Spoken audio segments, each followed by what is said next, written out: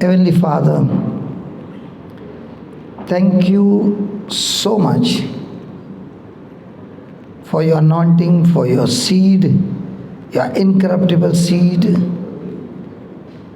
the Word of God, Jesus. And thank you for your Holy Spirit, Lord. This morning, we are all over here to know you personally and to get deeper and deeper in our relationship with you. Thank you, Lord Jesus, for your love. It is your love that has changed us. It is your love that has brought us out of darkness into a marvelous light. These 2 days you have given us to understand you and your love so that we have this intimacy with you, personal relationship with you. Thank you, Father.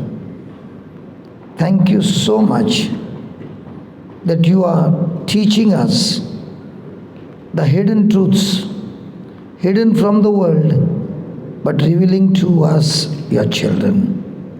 We thank you and we praise you in Jesus' name. Amen. Amen. Amen. Amen. Praise God. So let's go to James chapter 1, verse number 2. We are going to study something very beautiful, and that is we face troubles, trials, tribulations, opposition, persecution, and we are going to learn how to turn them around into victory. Amen? Amen.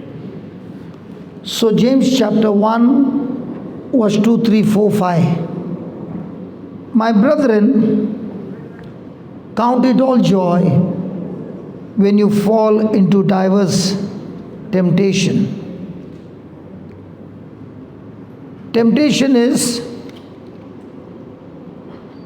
when pressure is applied to your thinking and forcing you to move in a certain direction, and most of the time the direction is away from God. It's temptation. And these thoughts come to knock you down. These thoughts come because they are the snares of the devil laying traps so that the person gets caught up in that trap and is completely destroyed. Praise God. So the Bible says, my brethren, count it all joy. Be joyful in the midst of your trials, because remember, God who loves you will not abandon you. He's there with you. And He's going to teach you and train you and help you to learn the system of heaven, that even in the midst of the temptation, you will grow up, mature, and reach God's destination. There are two things that happen. Either you are in a temptation or you are in a test. A test is where God helps you, strengthens you, so that when you pass the test, you are moved from one level to the next level. Whereas in the temptation, the reason the temptation comes is to knock you down. The reason the test comes is to make you stand firm, stronger, and rise higher. Praise God. So the situation can be the same, but a person can take it as a test and grow up and become strong, and he has got a mind of a victor.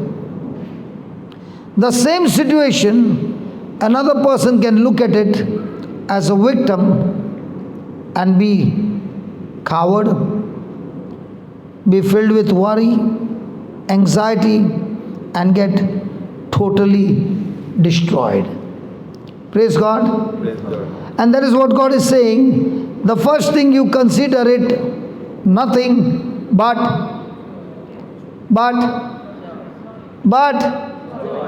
joy. Let me give you an example. How many of you know cycling? Among the girls, how many know cycling? Did you fall the first time? Was it painful? Did you pick up the cycle again? Did you go cycling again? And how long did it take you to learn cycling? Okay, 1 week. After you started learning cycling, then you took double seat. No. You are still stuck on for a single seat? Okay. At least you left one hand. Girls left one hand? Really? What about both the hands? If I ask the boys, they will say, we left two hands. We also sat on this handle and sang and we took double seat, we took triple seat, we even took 4 seats. Is everybody's approach to the cycle different? So a person who has got a victor's mindset is not satisfied with single seat. He says, I want to go ahead. I want to take double seat. I want to go still ahead. I want to go triple seat. I'm not satisfied with this.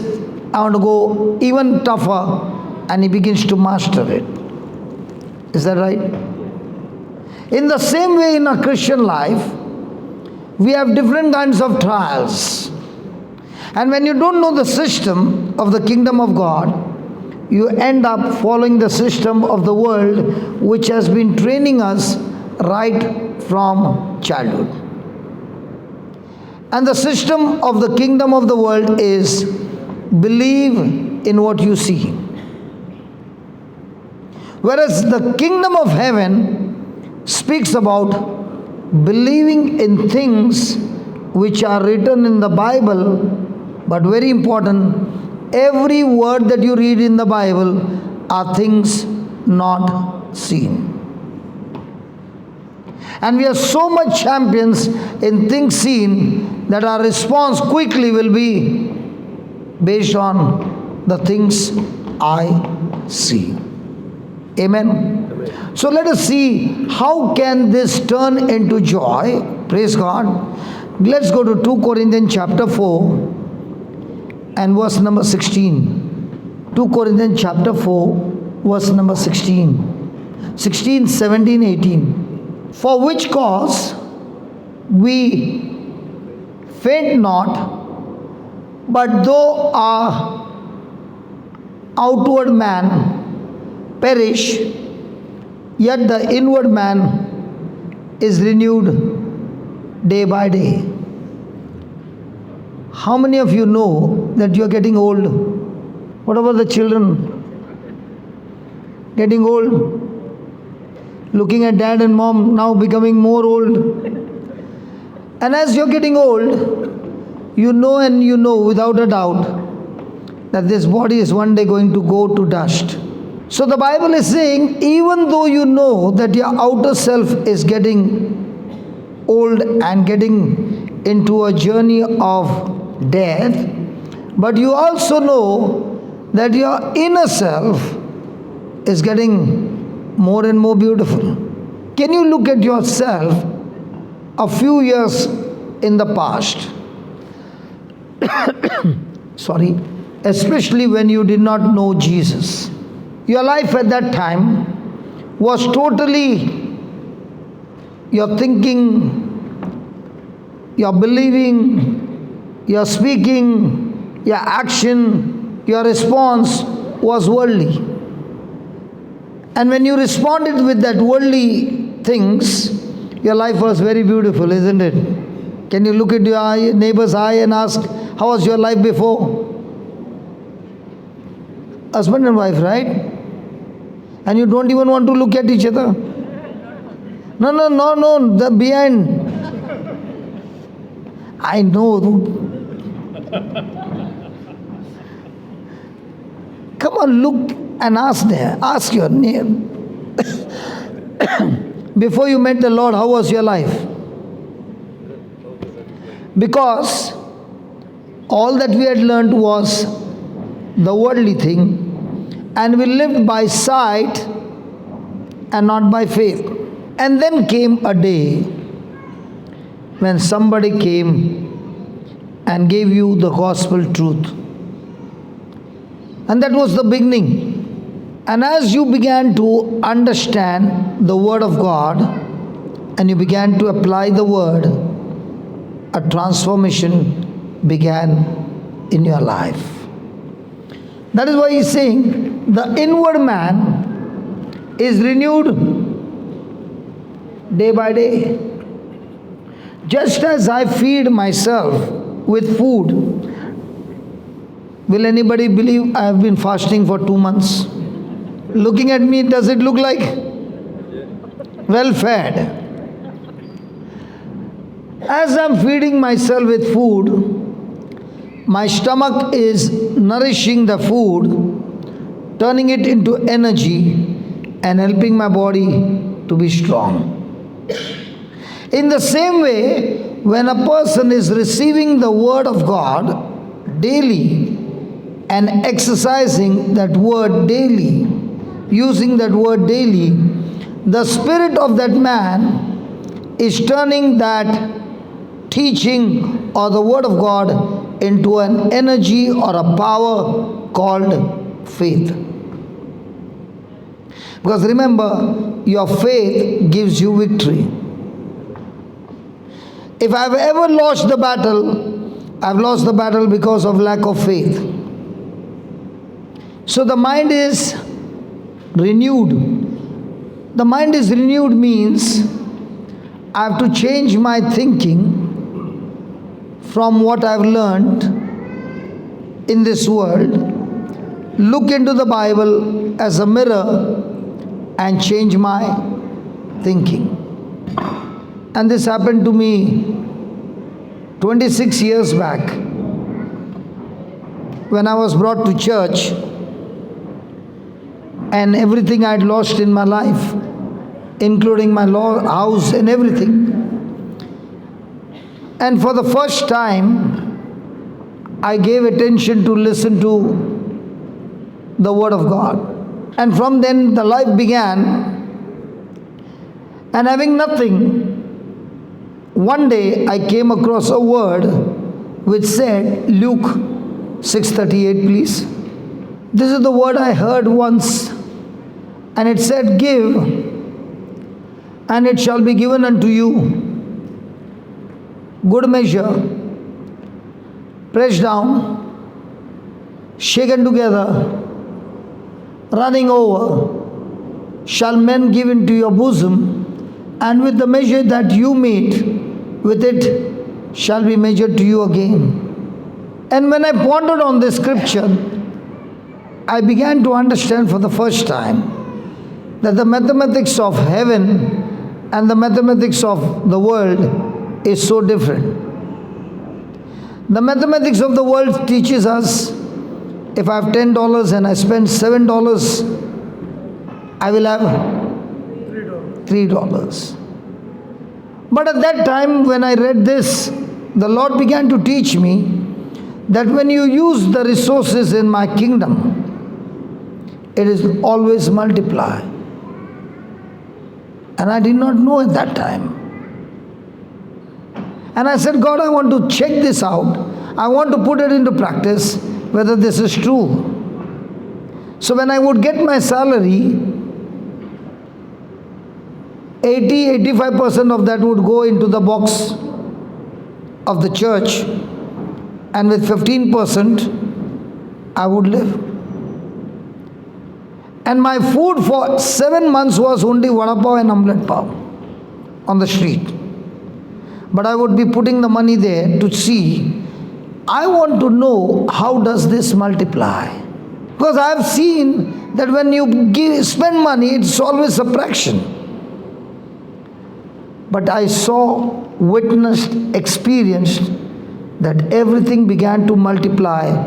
God once again helped me to start the same business which I had lost. And in no time, God began to multiply.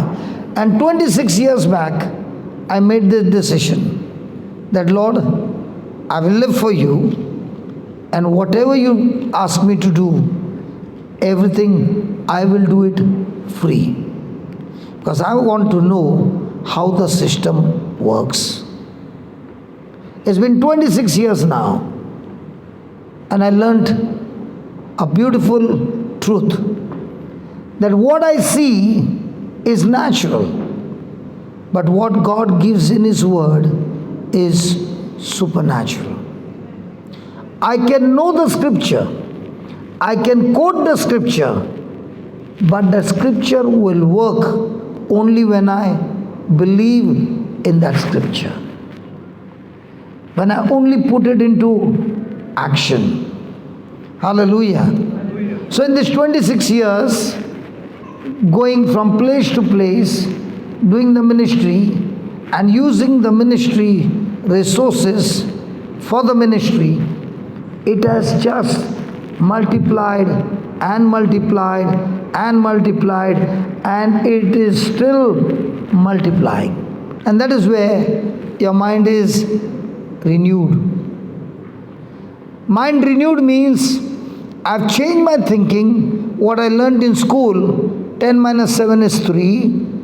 I've changed my thinking to 10 minus 7 in the kingdom of God is in multiples of 7, going up to 700 or might be even 7,000. I just spoke about money. What about every other thing? I learned a good lesson. Whatever I have, when I use it for myself, it becomes my harvest. But what I have, I use it in the kingdom, it becomes a seed. And the seed always produces its own kind. So if I'm lacking something, I can quickly take that lack and plant it as a seed in the kingdom of God, and it will multiply and come to me back in the right season. So even though my outer self is getting wasted away, the inner self, which is receiving the word of God, is getting younger and younger, stronger and stronger, and getting ready for the final flight to heaven. So there is no fear of death, but excited what it would be in heaven. Hallelujah. Hallelujah. Two sets of people. One set of people, their mind is only on earth. They work hard day and night, using the 24 hours that God has given to gather the treasures of earth. There's another set of people who use their 24 hours to gather the treasures of heaven. And what are the treasures of heaven? Good, love, joy, peace, faith, patience, gentleness, kindness, humility, self-control. And these treasures are only gathered in the midst of trials. No tests, no trials, you can't gather them. So the next time there is a test or a trial, you are excited because at this time is the time for you to respond God's way and gather those treasures. And those treasures are the fruit, but the root is the renewing of the mind. How much have you changed your thinking to what the Word of God says is the level of treasure that you gather every day in your life? And this treasure is gathered not by being alone, but in relationship. Hallelujah. If you want to check how much do I love God, then it's very simple. I have to check how much is my love relationship on the horizontal line is a proof of my love to God on the vertical line. Because the moment I want to get offended or bitter, at once the Spirit of God will say, hey, this is a test and this is a situation that has come to you on purpose, and I've brought you here on purpose, so that when you respond with love and forgiveness, your inner self is getting renewed. Your inner self is getting stronger, and that inner self now strong is ready for the next level of promotion. So the next time when there is a test, children, do you have test in your school? Does mummy say study, study, study? Why is mummy saying study, study, study? Because when you study, they get dollars. The intention is only one thing. You study well and pass the test. So do you have your test book? Yes. Yes. Does the family have a test book? Yes. And what's the test book? The Bible is the test book for us. Father, mother, children, everybody, to learn the scriptures, to learn the system and pass the. And when you pass the test, is God glorified? So it's all about living for God or living for me. So your test is always to pass the test, to please God or please me. Hallelujah. So do you need to pass the test? But to pass the test, will temptations come? Now when temptations come, what happens? Give me James 1, verse number 12. I see a mother there. She has got an infant, might be 5 months old, 6 months old. A 6-month-old and I think 1.5-year-old or 2 years old. How old is your baby? 3 months. And this one? 2.5. And 2 more. Now why do you think this mama has brought all the children to this place? Because we have a rule. When you bring children, we give you $1,000. What the children are going to learn, what the mama is going to learn, is it going to be much more valuable than the $1,000? Come on. So when the children are sitting and listening, is that a wonderful investment of the mama and papa? Come on. And at this age, now they are saying, oh, I never knew 10 minus 7 is 3, but I never knew 10 minus 7 is 700. If I operate in the kingdom of heaven, the system is different. If I operate in the kingdom of the world, the system is different. So which one do I want to go and live in this world victorious? And that's what he's saying. Now look at James chapter 1:12. Blessed is the man that endures temptation. For when he is tried, he shall receive the crown of life which the Lord has promised to him, to them that love him. Praise God. Have you ever seen people walking like this?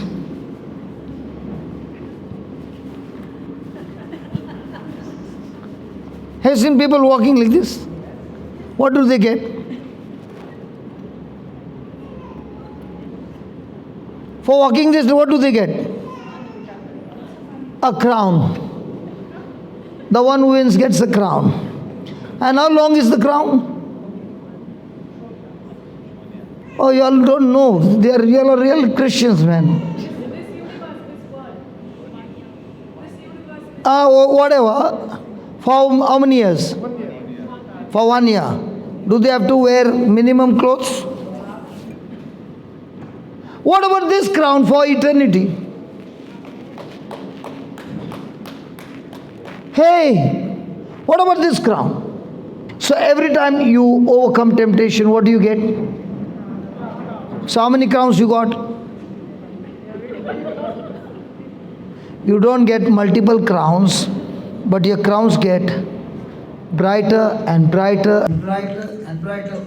And now when you're walking, those demons, when they look at you, they start screaming. Sicknesses, when they look at you, they start screaming. Because the one in you now is far greater than the one who is in the world. And your life in the world is shining like a bright light that everywhere you go, you are a terminator for the kingdom of darkness is tortured and tormented at the very sight of you. Come on. Can you tell your neighbor he's talking about me?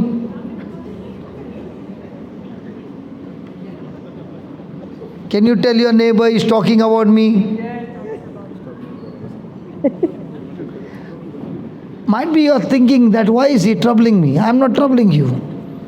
Because faith is activated when you open your mouth and you speak words.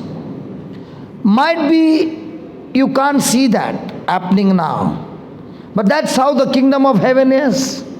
You speak the word first, and that word becomes the seed that will grow and bring in the harvest. And a day will come when you will say, hey, that day I just told you, man, like this. But it really happened. Amen. Can you look at your neighbor's eye and ask the neighbor, is my crown shining too much for you? And when the crown is shining in the house, husband and wife, by default, that light shines on the children as well. You can see the whole atmosphere at home changes.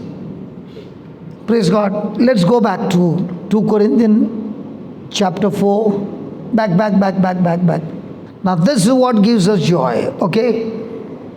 For a light affliction,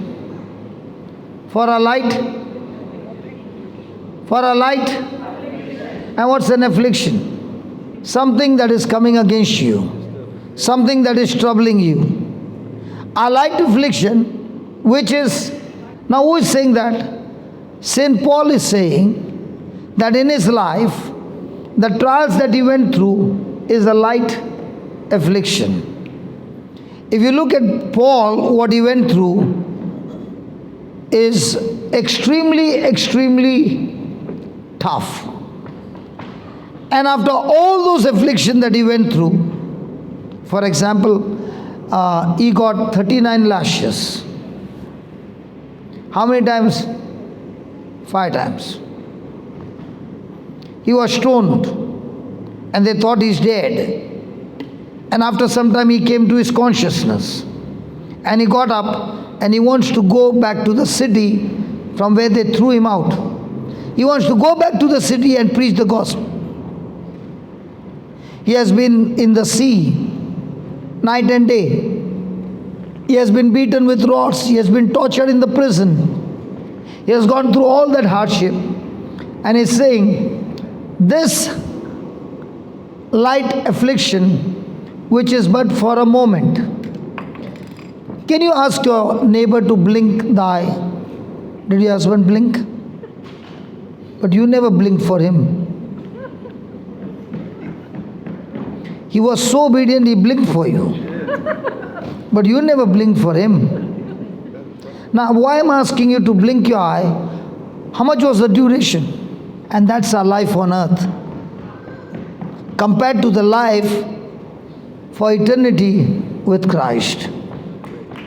So it's saying even though you go through all that, that is nothing compared to what God has gifted to us through the sacrifice of Jesus. Come on. Hallelujah. Because when we all sinned, we are all destined to go to hell, and God cancelled all that for us and has given us eternal life to be with the Lord. And He's saying, I know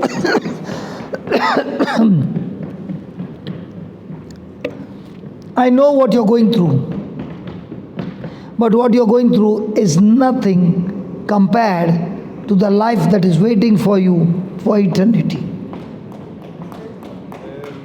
How many of you have come from India to Australia? And when you came, what was the picture? Australia, everything is good. Climate is superb. But do you have hardship here? Yes. Did they tell you? No. But after coming here, you're still struggling. First of all, for the house only. No. You had your own house in India. But when you came here, you had to buy a house on loan, and every month you have to think about how to pay the... But when you go to heaven, Jesus says, in my Father's house, I have special rooms made for you. And over there's no hardship. The whole day you are only praising and singing. And for how long? For eternity. And let me tell you, Satan is not there to trouble you anymore. So it's saying, whatever you're going through now is nothing compared to where our final destination is. Have you ever been on transit? Surely coming to Australia from India, you were on transit. There's no direct flight. Hello, there's no direct flight. You were on transit. Now in that transit, were you going into purchasing all that you wanted? Or what were you saying? I'm here temporary. How many of you believe you are here on earth permanent? That only is the lapda. If you know you are on transit, then you are gathering and preparing for the treasures of heaven and not looking at the treasures of this earth. When you start chasing the treasures of heaven, the treasures of earth are by default supposed to run after you. You did not hear that. Let me say that again. When you start running after the treasures of heaven and gathering them, the treasures of this earth are supposed to chase you. You are not supposed to chase them. Because you are created in the likeness and image of God. They are created to chase you. But we have made that as a God and we are chasing. And that one comes close, dodging you. And you are struggling and struggling and struggling and struggling. Because when I was in school, I was taught, what is your basic necessity? Roti, kapda, makan. See, everybody knows that. First my food, then clothing and shelter. But when you come to the kingdom of God, the king says, you seek first my kingdom and my Father will supply you roti, kapda, makan free. You can shout that, but you got to seek the kingdom first. Amen. Are we seeking the kingdom first or everything else? We do everything reverse to what God says. Hallelujah. Hallelujah. Thank you, Jesus. Thank you. So are we supposed to chase the king and his kingdom? Yeah. But do we chase the king and his kingdom through his word? 24 hours given to us. How many hours do we use for the kingdom of God? And the best thing in this kingdom, the king says, you don't have to serve me, I will serve you. But do we allow the king to serve you? Or are we ending up serving another king, the dictator? His name is Satan. And from the time sin entered the world, Satan uses ourself by changing the nature from God nature to self-centered nature, and now that selfishness has become the king of your heart. And as long as selfishness is there, you can never ever get connected to God. So who is your greatest enemy? Yourself. Every time somebody comes against you, you get angry because that person... But actually speaking, that person spoke to yourself and yourself got triggered and yourself got irritated and now you are fighting. Because yourself is sitting on the throne. Ask your neighbor, who is sitting on your throne? Since how long you have been coming to listen to the word? Okay, on and off. From what age? 3 years. So how many years before you got married? So you just got the taste of the word and then you got married. Okay. Because I'm watching you, every place I'm going, you two are coming to listen to the word in every place. You all both are not working, right? Yeah. Those who don't have work, they come for the... They both are working, but they have found treasure. And I've been watching them the 3 nights. They were there. Because when you find this treasure and you start chasing this treasure, one by one, yourself starts dying and God's nature starts growing. There are people who come for a healing and they will even ask, what time is the healing session? Because they don't know the truth. But as you are listening to the word, your mind is changing. There is repentance, and the level to the repentance that you have is the level of the kingdom of God in your heart. That's why Jesus said, the kingdom of heaven is close at hand. Repent. And repent doesn't mean change of action. Repent means change of thinking. Because the moment your thinking has changed, everything in your life begins to change. Because your thinking is the root that brings in the fruit.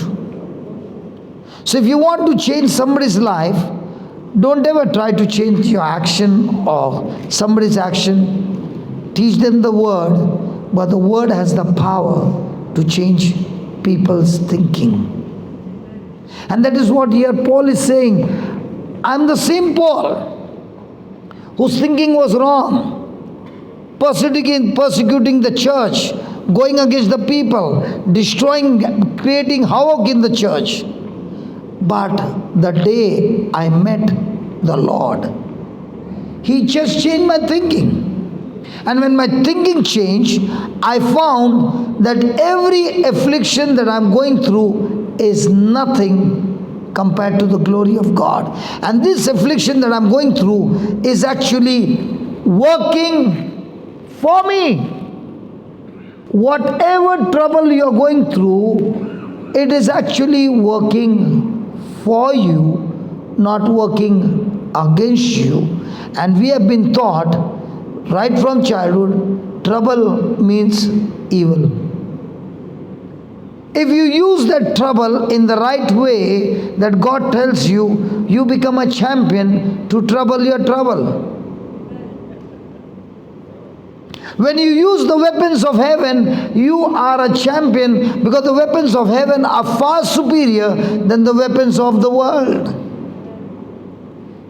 And when you practice using those weapons on a daily basis, you are not only free from whatever you're going through, but now when you become a champion, you're going and teaching others how to get victory in their life. Our light affliction, which is but for a moment, worketh for us a far more exceeding and eternal weight of glory. So whatever you're going through right now, if you follow God's instruction, not only you will be a trouble killer, but now you will also be a champion teaching others how to turn the trouble into a testimony. Whatever test you are going through, you have the potential and the power within you to turn that test into a testimony. And what is the key? What is the master key that will turn your affliction into victory? Word of God is there with you all the time. Test. Yeah, how will you turn the test into victory? Come on, somebody, you will know and you know and you know you are on the winning side. Come on. Let's ask Paul. He had victory over victory. Let's ask him. Paul, give us the answer how to turn our affliction into victory. Give me the verse 18. While we look not at the things which are, just take a pause and ask a question. What do you look at? If you are in trouble, what are you looking at? Hello, what are you looking at? Trouble. And he's saying, if you want to turn your test into victory, then you're not looking at what is seen, but you're looking at what is unseen. And what are the things which are unseen? Every promise of God in Christ are things unseen recorded in the Bible. Ask a question to yourself. If you're speaking 20 words, 20 sentences, and you are in trouble, out of the 20 sentences that you spoke, how many did you speak? What you can sense with your senses, and how much can you speak? And how many did you speak which you can't sense with your senses? You know what is depression? Depression is nothing but a person is looking at his trouble. He is looking to those things that he can sense with his senses. Do you know who is coming out of depression? The one who makes a choice that I refuse to look at things seen and I start looking at things that are unseen. Let me give you a parable. In Australia there are tall buildings. I did not see. Everywhere I go there is not more than second or first floor. In my India, big buildings. In Australia, only chotu building. Are there tall buildings?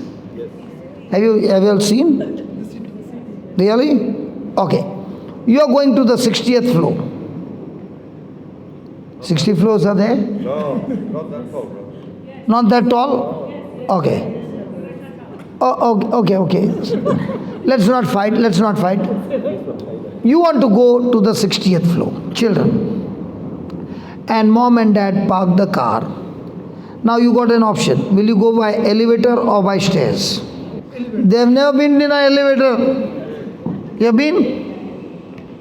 Okay, you went to the elevator, the building has got 80 floors, you want to go to the 60th floor and you are standing on the ground floor, correct? Parable is okay? Now the door opened and you entered in. The door closed. It's all automatic. Nobody is there. You are alone. Not with your sister, alone. And now you see all those numbers. Which one will you click to go to the 60th floor? Which floor were you looking at when you are at the ground floor? Which floor can you see? The ground floor. And you live your life based on what you see. So if you go inside, what do you click? On what you saw. So you click the ground floor and you start praying. Praise God. Hallelujah. Thank you, Jesus. And the door opens. Where are you? But the moment you clicked on the 60th floor, now, whose job is to take you to the 60th floor? Your job or the elevator? Who is supposed to click? Or the company is going to come and click? Who is supposed to click? So in your trouble, this lift, this elevator is given there. Are you clicking on this elevator or clicking on what you saw? When you get a doctor's report, you can see it.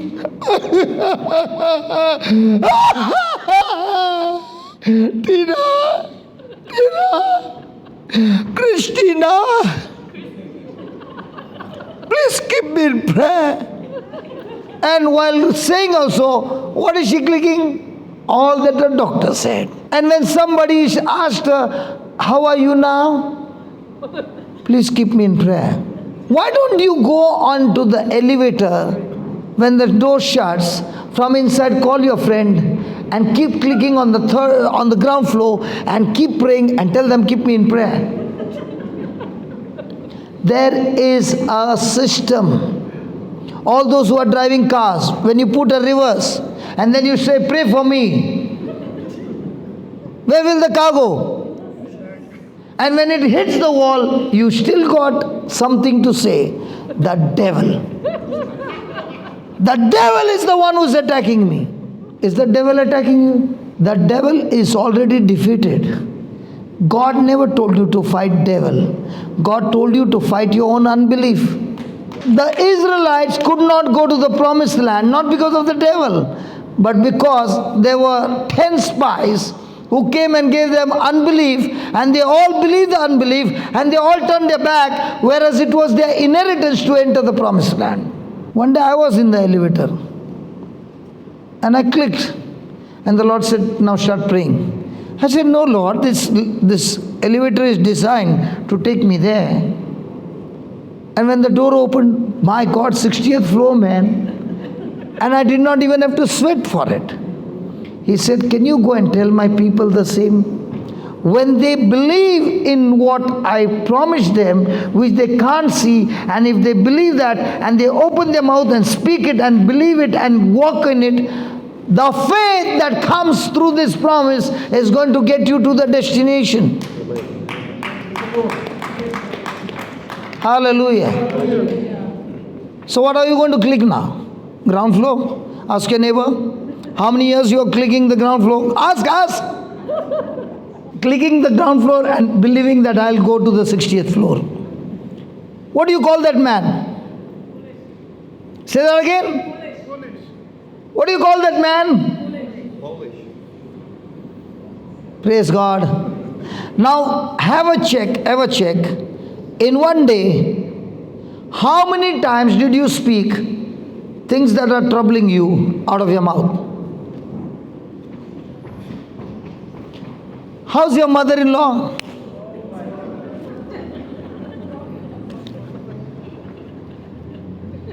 How is your mother-in-law's husband? And how's your husband? How are your children?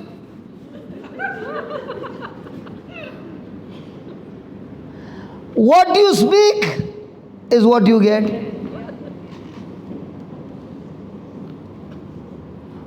Listen, God created us in His likeness and image. We read that.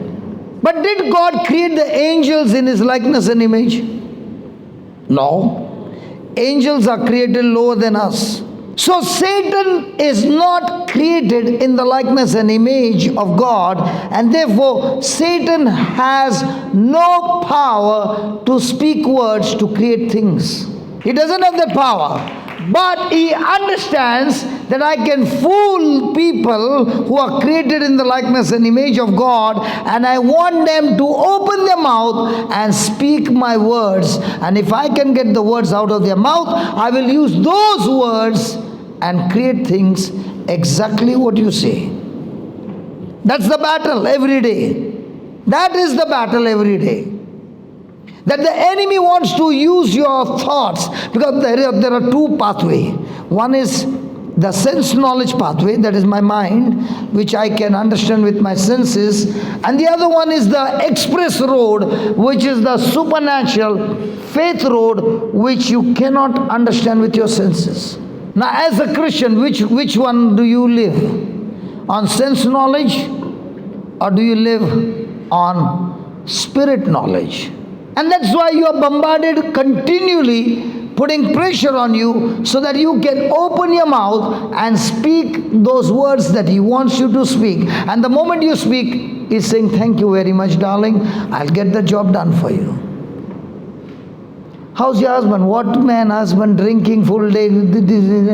What man all playing?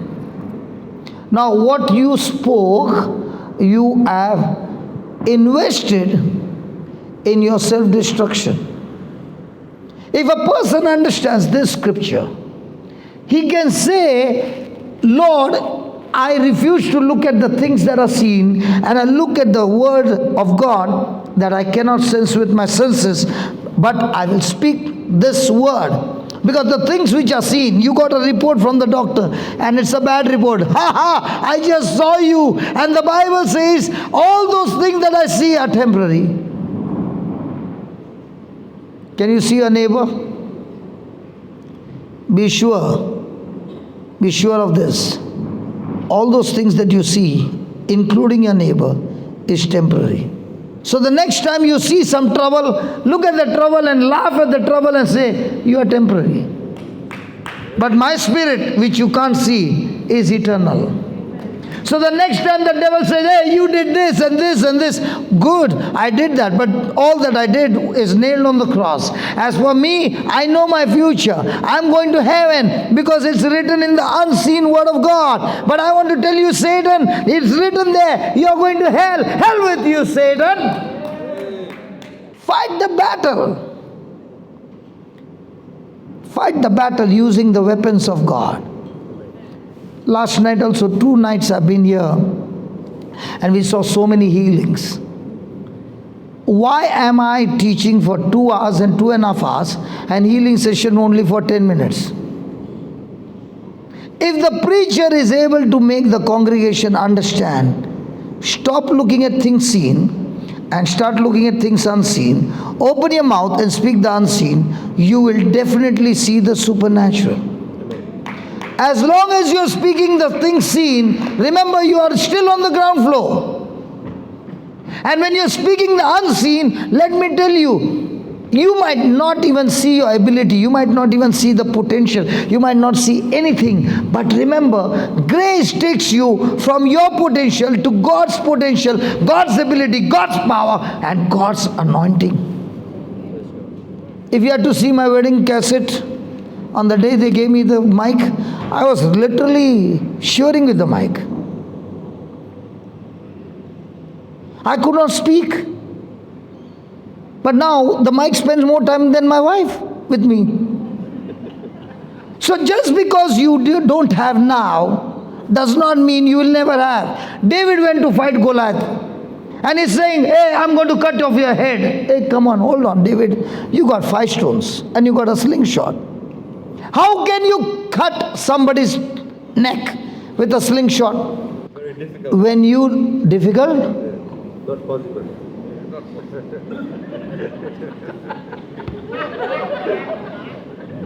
Difficult.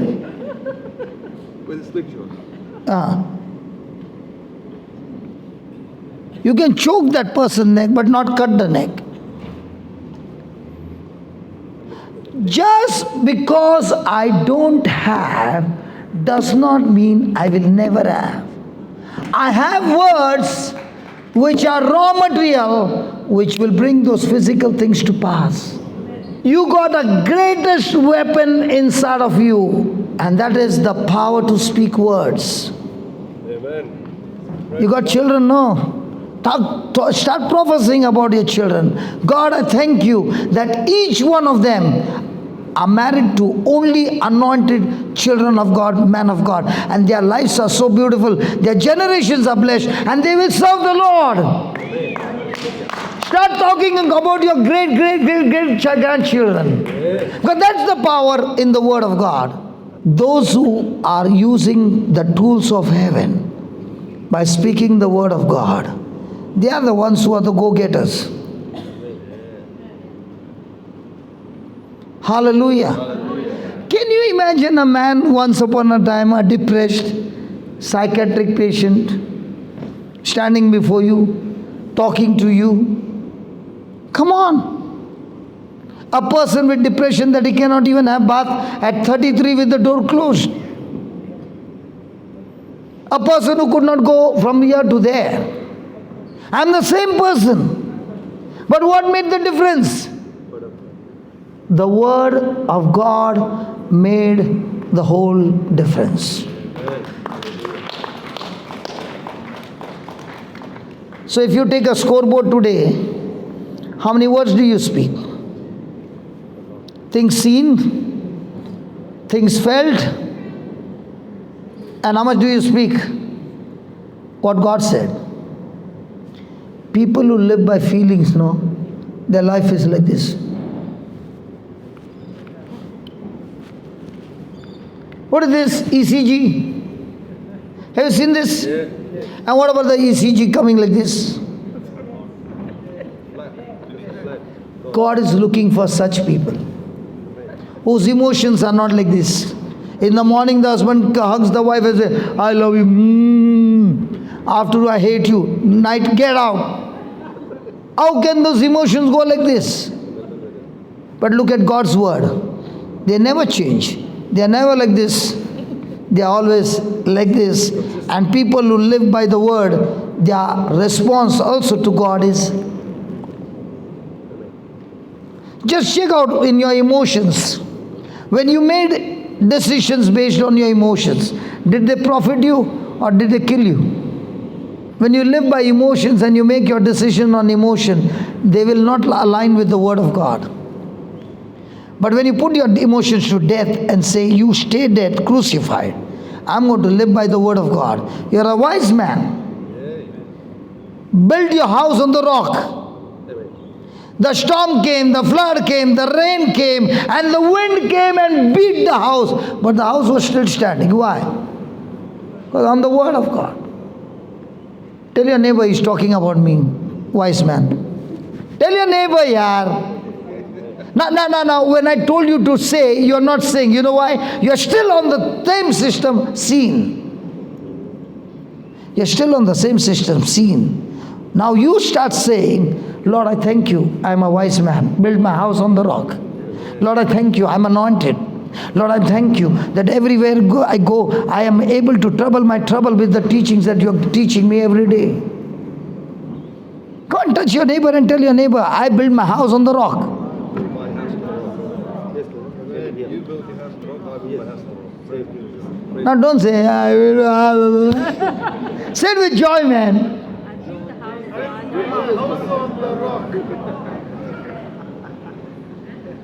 See, this time both of them said, thank you. Do we look at things seen? No. Do we look at things not seen? Yes. Things which are seen are? Things which are seen are? So the next time something is troubling you, can you go, not any human being, okay? Even if a human being is troubling you, is it that person troubling you or the spirit operating in that person? So are you going to fight with the person or the spirit? So tell the spirit, you are temporary. Hallelujah. Because I'm going to kill you anyway, destroy you anyway. Now let's say the person is drinking alcohol. Can I say, Lord, you turn water into wine? And you turn wine into your precious blood. And Lord Jesus, you only said, all those who believe in you, they will do the same and much greater things than that. So Lord, I thank you that even though I can see there is alcohol in that bottle, which the husband is drinking, although nowadays wife also are drinking, praise God. So Lord, I thank you that my spouse is not drinking alcohol, but my spouse is drinking the blood of Jesus. And I'm so joyful, Lord, because I'm looking at things unseen and I've spoken it, Lord. So now I'm going to go inside the kitchen, prepare some chakna for him. And now, are you giving him love? First you were irritated, now you're giving him love. And he is also wondering, for so many years I'm drinking, how come this wife has become so good? Does she want something from me? I don't want anything from you. I just want to give you love. Love brings change. Because where there is love, there is God. God is love. And if you are investing love, praise God, everything will change. Let me give a testimony. This testimony really blesses me. Can I give you a testimony?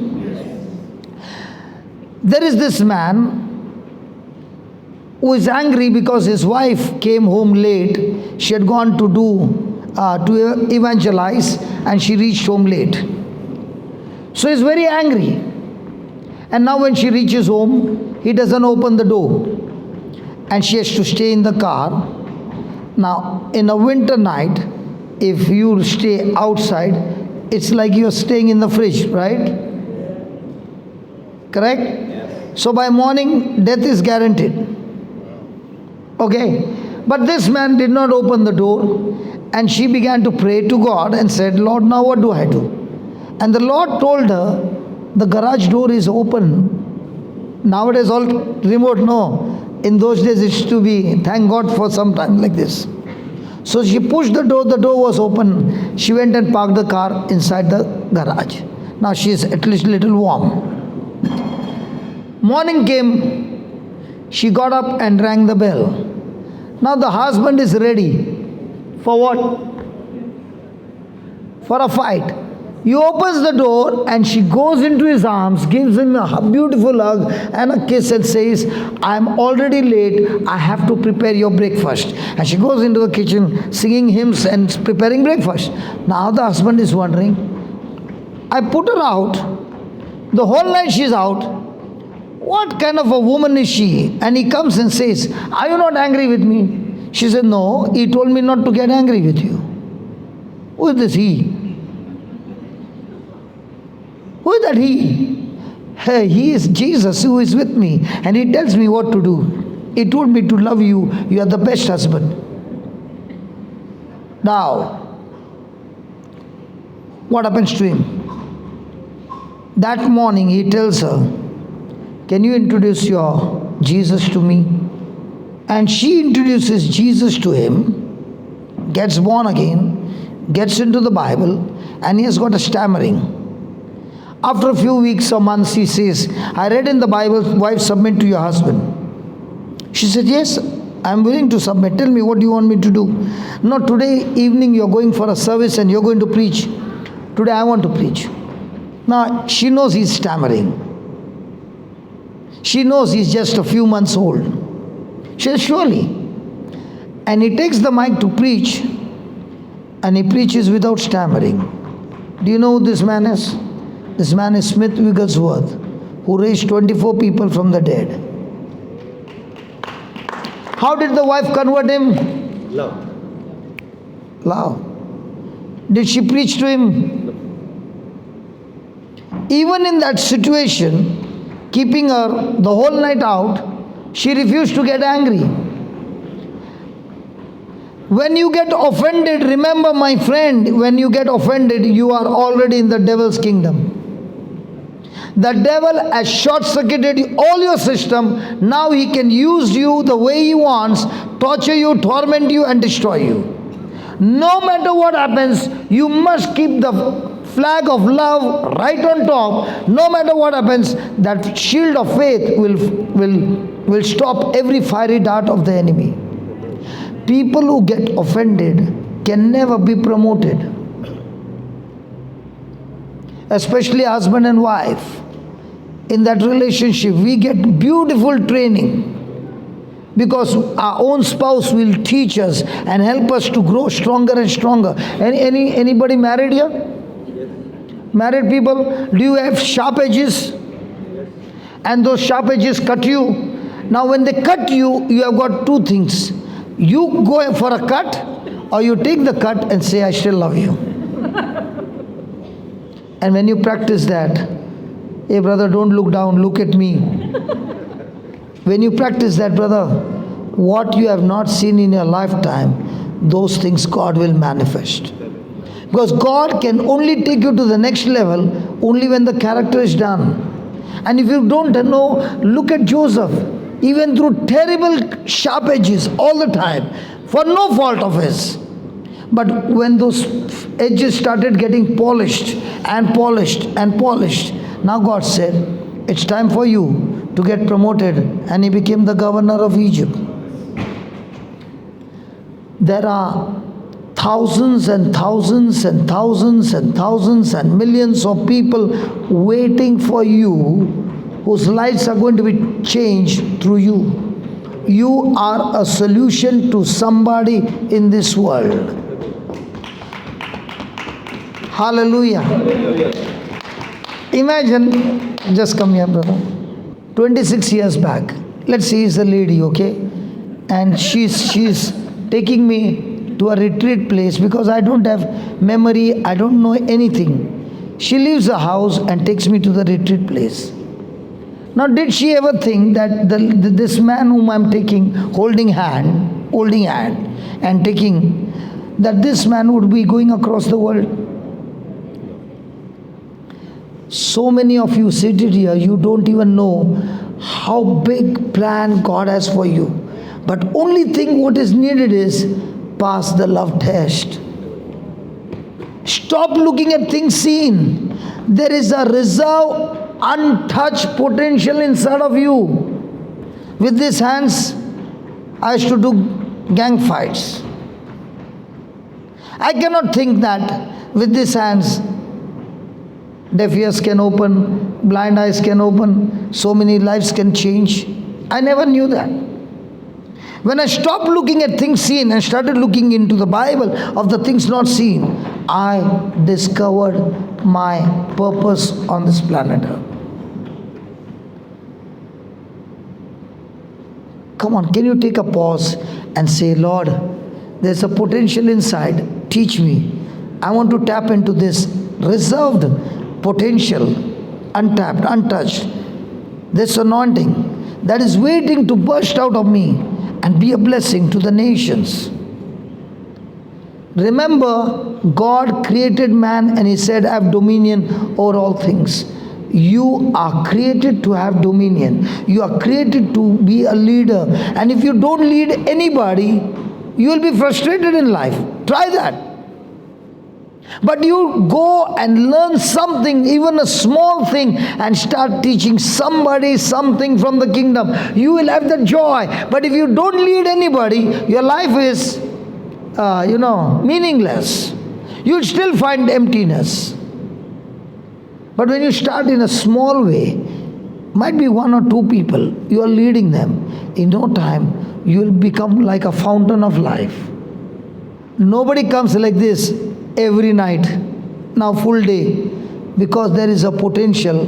God is drawing you out over here. When you learn it, all you do is open the tap. Open the tap of what you have learned, and you will be discovering so many things that you have never seen. When I went to share my testimony in a particular place, in a place called Silvassa in India, and that evening they were laying of hands. And they asked me, do you lay hands? It's always go to a place where people don't know you. Don't go and try to preach your own family. You'll get burnt out. Go to places where nobody knows you. Till today, my relatives don't come for the retreat. Even after 26 years. Praise God. Okay. I went there and a person came. He was born deaf. I have never prayed over a person who is born deaf. And I put my fingers in and said, it is written in the Bible, Jesus said, deaf spirit come out. And I prayed that prayer. And then I asked him, can you hear? He said, I was screaming and jumping. People thought I got healed. And the next moment I started to cry. The crying was, with these hands, I've done a lot of evil. And in those days, you used to get the STD booth, you remember?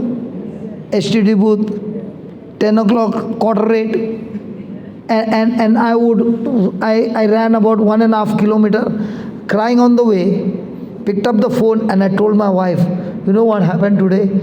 God used my hand to open deaf ears. And I was crying. And she said, listen, if you only follow what God is teaching you, in no time there will be more miracles falling. But I could not ever think that, deaf ears would open, this would open, that would open. But this potential God has put in us. So stop looking at your ability and start looking at the Word of God. And when you tap into the Word of God, you are on God's ability. Amen? Amen. Amen. Thank you, Jesus. Okay. Can we write before we go? All people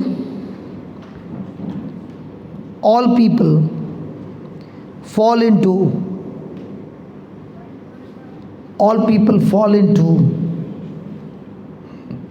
diverse trials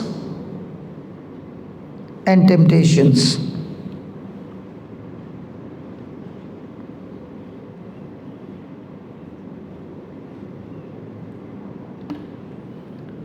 Christianity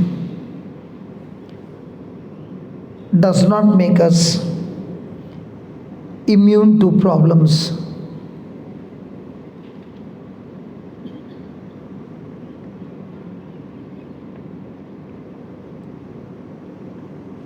Persecutions, trials, and testing are part of life. There are trials,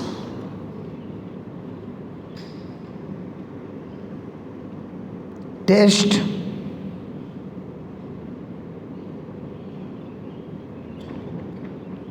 that are used as fire,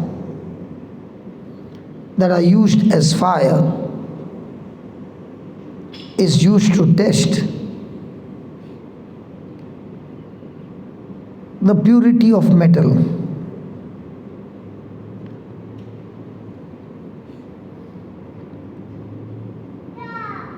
This kind of testing is sent by God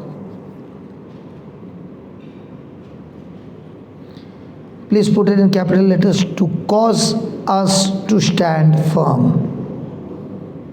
Put it in capital letters, to cause us to stand firm. Whereas temptations and trials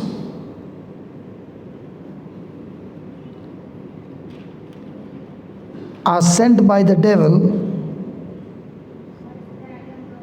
Temptations and trials are sent by the devil to cause us to fall.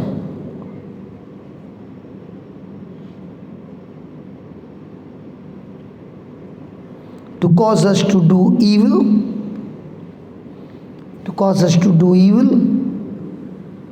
or to sin.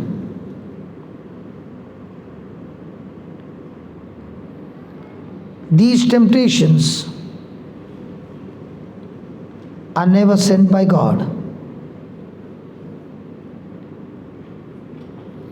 because God tempts no one with evil. God tempts no one with evil.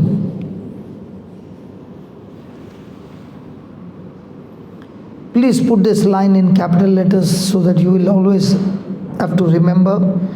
Trials are sent by God. Trials are sent by God to cause us to stand.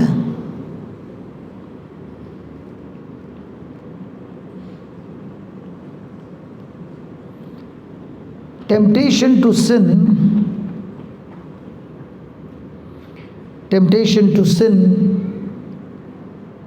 is sent by the devil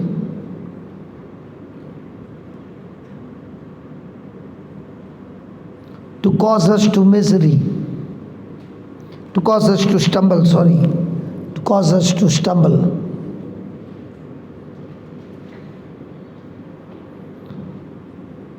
One is meant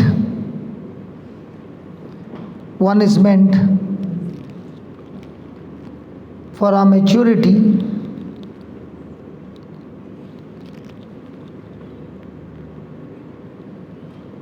The other is meant for our misery.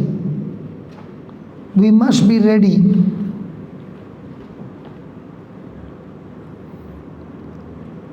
at every moment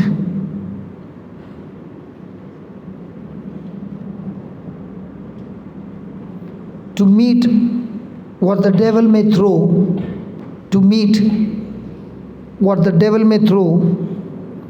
at us at his selected moment. Temptation and trials come to us all.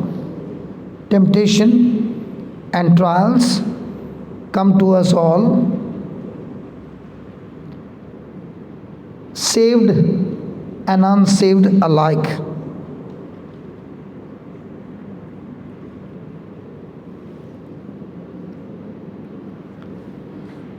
When temptation comes,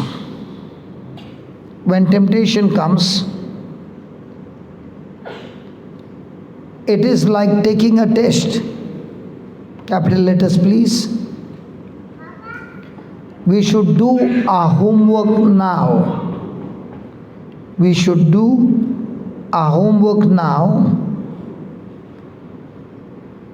So that when the examination comes, so that when the examination comes, we are prepared. We are prepared and know how to face it. It is never God's will. It is never God's will that we have. It is never God's will that we have the vacancy of temptation, but that we have victory in temptation. It is never God's will that we have vacancy of temptation, but we have victory in temptation. So the more and more tests you take and you pass the test, the more and more victory will lead you to discover your assignment, your purpose that God has planned for you. Many a times Christians are the only ones who pray to God, asking God to get us away from the test. But I don't see these children going to their parents and saying, let's pray, exams are there, let the school cancel the exams for us. Did you ever pray like that, Baba? No. But the parents will pray. When they are going through the test, God, get me out of this test. Because the size of your enemy, the size of your test decides the size of your reward. If your test is small, the reward is small. If your test is big, the reward also is big. Praise God. Thank you, Father, for teaching us this powerful truth. And Lord, as we are going to receive the body and blood of Christ, you gave your disciples the body and blood, your body and your blood, to renew their strength, to build them up. Because the biggest battle of their life they would face on that night, when they would see their own master being crucified on the cross. Lord, you strengthen them with your spiritual food, that they would not reject, but then be built up to run the race that you have for them. Thank you, Lord, that each one ran except for Judas, who committed suicide, did not believe in the forgiveness that comes from you. In the same way, Lord, as we receive the body and blood of Christ, help us to be focused on our assignment, our purpose, the plan that you have for us, that every moment we pass the test, and by passing the test, we experience your glory, so that we also can boldly say, this light affliction, which is but for a moment, worketh for each one of us an eternal weight of glory. For we have learned, and we are learning every day, no longer to look at things which are seen, but to look at things that are unseen. Thank you, Lord, for teaching us the things which are seen are temporary, but the things which are unseen, your promises, your word is eternal. Thank you for changing our lifestyle. In Jesus' name, amen.